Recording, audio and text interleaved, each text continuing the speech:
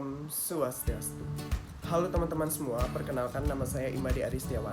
Saya dari Universitas Hindu Negeri, I Gusti Bagus Sugriwo Denpasar.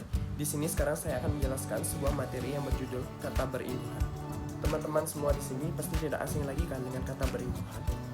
Apa sih kata berimbuhan itu? Di kata berimbuhan ialah kata-kata yang mendapatkan sebuah imbuhan yang berupa awalan, akhiran, dan sisipan. Jadi imbuhan berfungsi untuk menambahkan sebuah arti atau maksud dari kata-kata yang diberi sebuah imbuhan. Awalan ialah imbuhan yang diletakkan pada awal kata dasar yang disebut dengan awalan.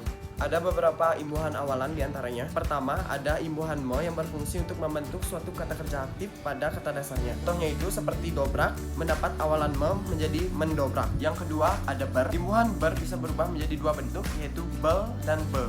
Imbuhan ber yang bertemu dengan kata dasar yang diawali dengan huruf konsonan, maka ber itu sendiri berubah menjadi be.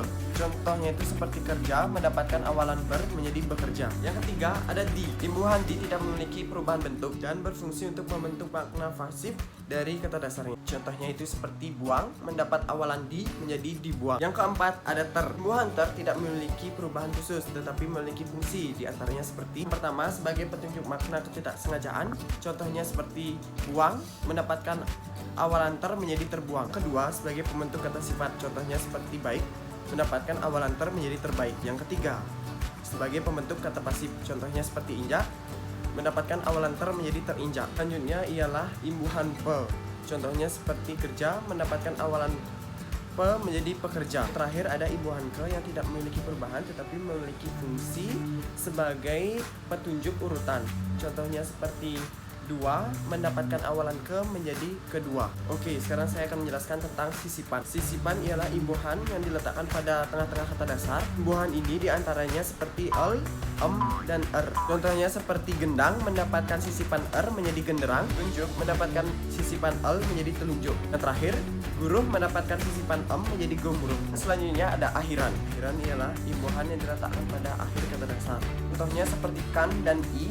Imbuhan-imbuhan ini menunjukkan sebagai makna perintah. Contohnya seperti ambilkan, datangkan, dan bawakan. Kedua, ada an yang berfungsi sebagai petunjuk bagian seperti satuan, kiloan, dan sebagainya.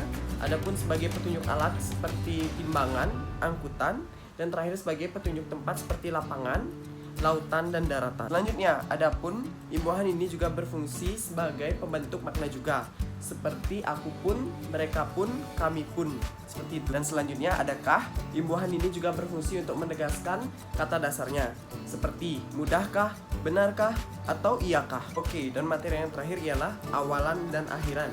Imbuhan ini diletakkan pada bagian awal dan akhir dari kata dasar. Contoh yang pertama seperti mi dan kan sebagai pembentuk makna aktif.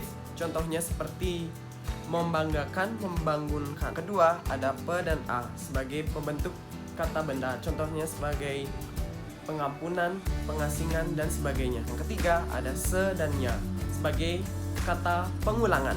Contohnya seperti sepandai-pandainya dan sebaik-baiknya. Dan adapun imbuhan yang diserap dari unsur asing. Contohnya itu seperti isme, wan, man, wi yang ditulis serangkai dengan bentuk dasarnya. Contohnya itu seperti suku isme, seniman, kameramen, dan adapun bentuk terikat yang ditulis atau serangkai dengan yang mengikutinya. Adapun contoh dari bentuk terikat. Yang pertama, ada bentuk terikat yang diikuti oleh kata yang berhuruf awal kapital atau singkatan yang berupa huruf kapital yang dirangkai dengan tanda penghubung.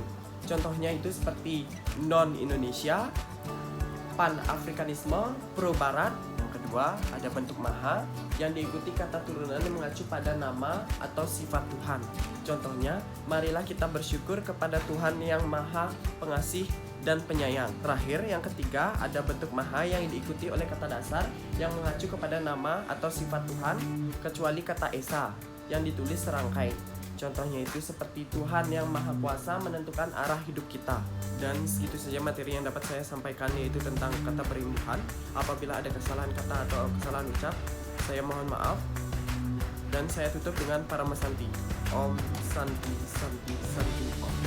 Sampai jumpa.